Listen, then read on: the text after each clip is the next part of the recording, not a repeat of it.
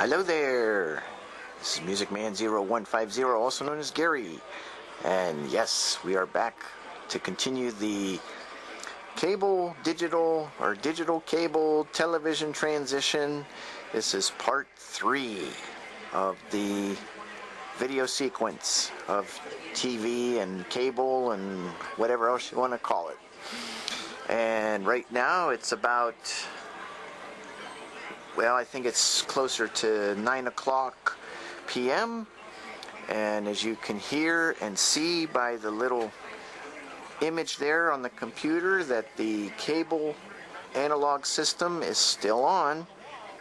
And if we go back here to the 4 televisions, which have been running all day, you can see that they're still functioning. But sometime during tonight, it's going to shut down. In fact, what I've done is, what did I do with it now?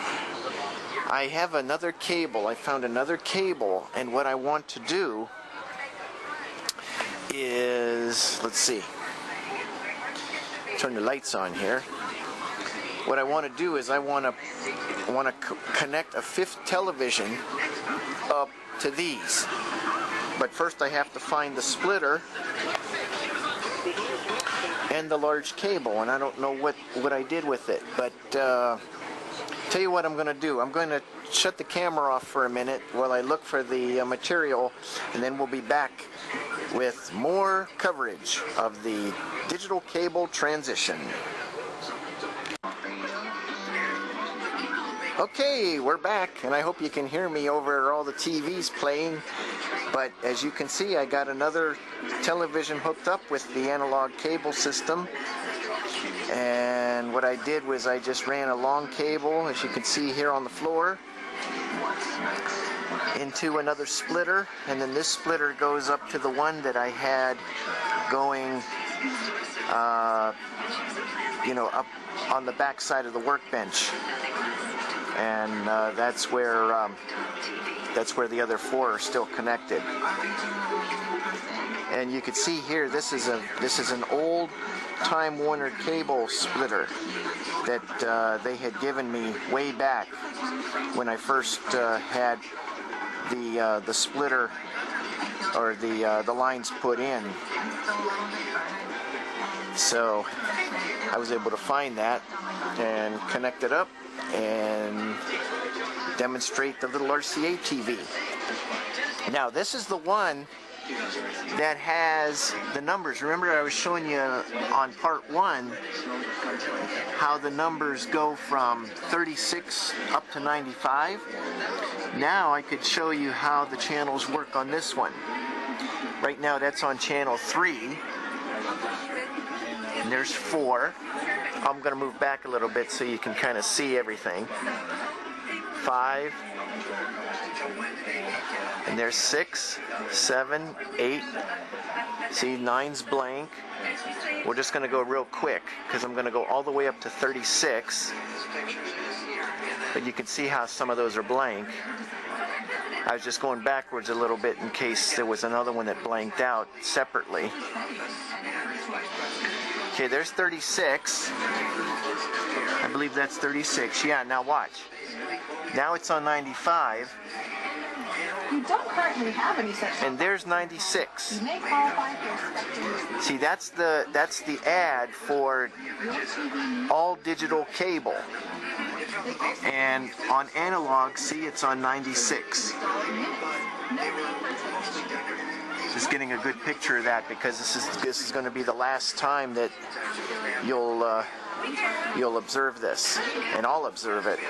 So I want to have memories of all this. Yeah, so we got 2 RCAs over here running, the Sears TV running, the Hitachi running, and the RCA running, the color RCA.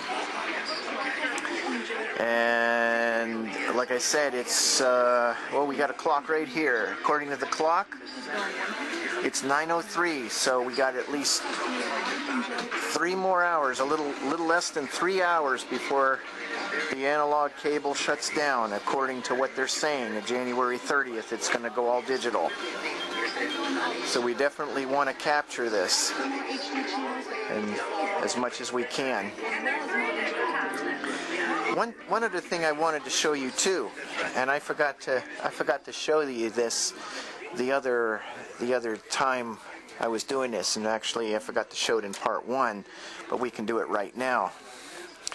Believe it or not, this is a very old cable converter, and the reason I still have this is because this I had gotten way back in 1992 when I subscribed to TCI Cable, and I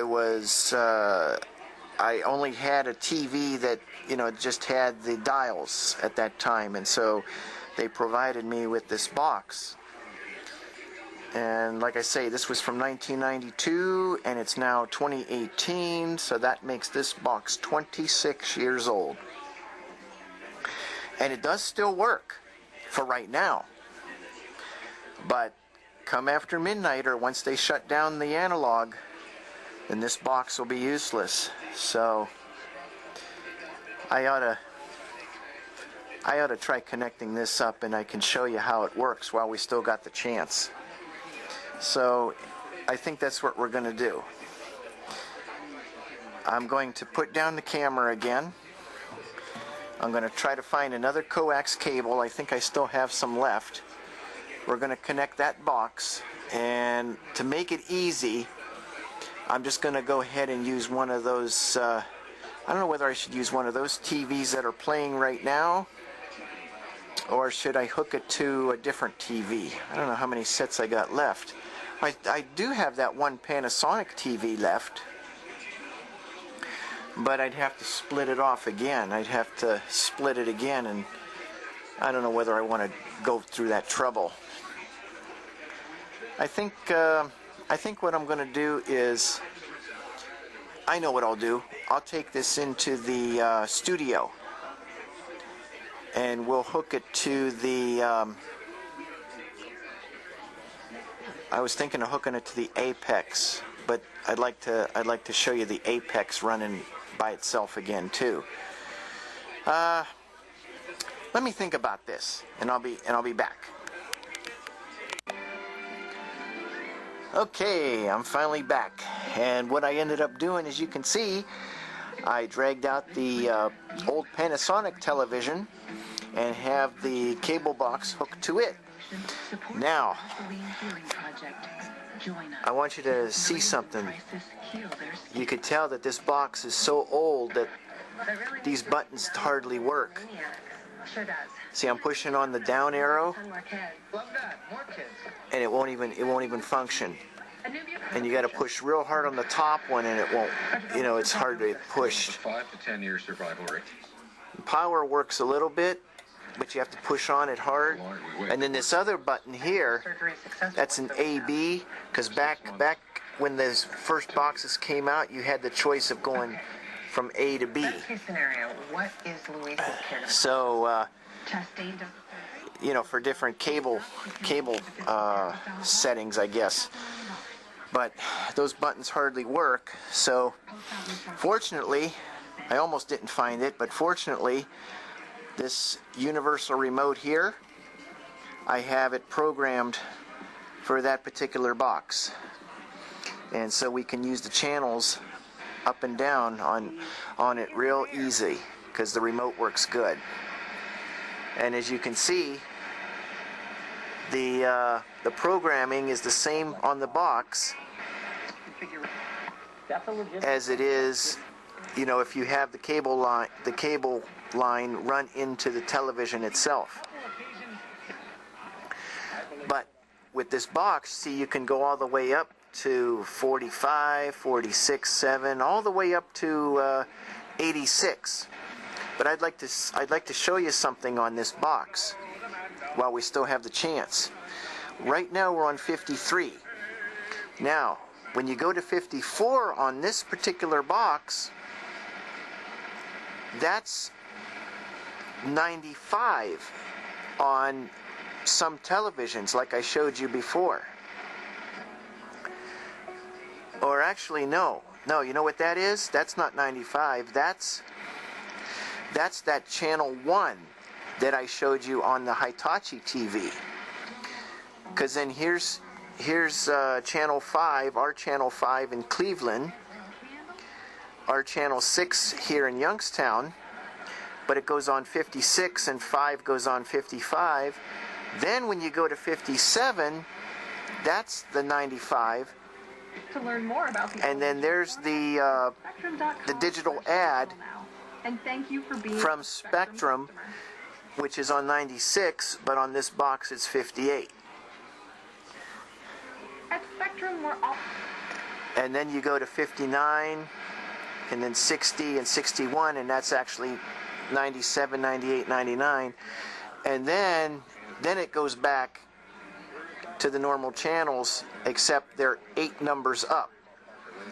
So the normal 54 is 62 on this box. The normal 55 is 63 on this box, and so on and so forth. So as we continue to go up, when we get to 73, it's 8 numbers up, which is normally the normal channel 65 on analog. And then as we continue to go up, there's 78, and that's actually 70 normally. And that's why these numbers are off somewhat, because this box has those extra 8 numbers programmed from 54 to 62, and that's because back in the day with the cable system, they would use that little section for additional channels.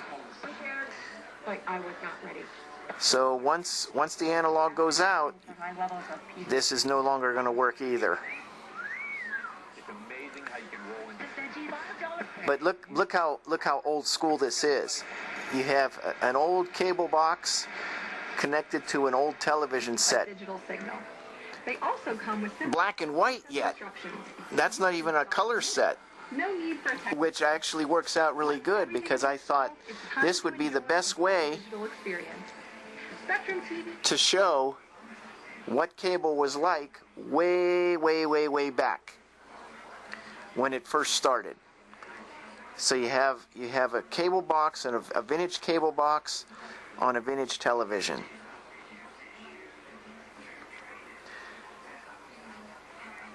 And it does bring back memories from when analog cable first came out in the late 70s and early 80s. And that's how people used to watch cable. They would have an old box, or they'd get a few of those old boxes, and they would connect them to TVs like this, and they would watch it. And of course, naturally, this box did have an original remote, but that remote failed a long time ago. That remote is long gone. But fortunately, I had this remote programmed for it, and so we're still able to operate it. So there's every TV that I own, practically every TV that I own is now connected to the cable just for this demonstration purpose. Yes, I had to turn the apex sideways in order to get the additional cables hooked up. So I'll tell you what I'm going to do now. I'm going to pause once more so I can use 2 hands to turn that TV back around. We're going to power it up, and the sets are going to remain on until the analog cable shuts down. So I'll be back in just a couple of minutes. Okay, there we are. Now we got the Apex running. We got the Panasonic running with the box, and we still have all those TVs in the shop running. So this is really going to be something once the cable goes down, analog wise. It's going to be just like when DTV transition over the air occurred. It's going to be a similar effect, except when this goes out, that will officially end analog TV for good. Unless you use a VCR, or you still have or can use one of these video senders. There's one of them right there. I have 2 more stored away because that's all I have left. I just have 3 of those left. The others I got rid of, because what happened was they got all mixed up in a box, and I didn't know which ones were still working, which ones weren't working. So as a result, every other one that I had ended up going away. So I just have 3 of those, but I do have those other modulators I showed you, those Argyle. They're called, I think they're called Agile modulators, and you can use those on the UHF channels as well for closed circuit viewing, like with modern equipment like DVD players, VCRs, if you want to go line out, that sort of thing. But as far as what we're viewing right now with broadcast TV, even through cable, it's going to end. It's going to end on the 30th. And what I'm going to do is I have my other little Pixio camera, which is over here on the wall, charging up. You can see it right there. I'm going to use that to, I'm going to run that all night long at the 4. I'll have to do it only at the 4 TVs, because I won't be able to view all the TVs. I'm not going to try moving that little RCA off the computer just for this demonstration. It's not worth it. But who knows, maybe I'll still be up, and we can we can run, walk through the basement here and check out all the TVs that are still in operation. But that's the little camera, same exact one that I'm using now to make this video. And then this here, this is something that you may want to consider. This is an external battery that you charge up, and then you can plug it into devices like that camcorder or your Android or your iPhone, and it gives you extra power. With these little Pixio JVC camcorders, this particular battery can operate the camera up to probably 7 or 8 hours long, and that's a long time. So that's actually going to work. That's actually going to work for this demonstration. So what I'm thinking of doing is the battery is already starting to go down a little bit on this camera. So what I'm thinking of doing at this point is I'm going to charge this camera up, and then we're going to come back about 11:30. We'll come back on about 11:30, and we'll just kind of observe everything from that point forward until the shutdown. Hopefully it's not going to take all night, because I'm thinking what's going to happen is that the digital transition for cable, when Spectrum does their official conversion over to fully digital, I'm guessing it's going to happen right at midnight, because that's when January 30th occurs. So we'll come back about 11:30, maybe even 11:45, and do the observation. But in the meantime, what I'm going to do is I'm going to start this camera around 11:30, make sure it's fully charged, make sure this battery's fully charged, and that'll also give me time to get a couple videotapes. I'm going to record a channel off of analog cable. I'll just pick one. I don't care which one. I just want to pick one, and that way I can show the demonstration directly. And then this camera will do a live coverage once again when it gets real close to the hour. So we'll be back with part 4 of the digital transition of cable real soon.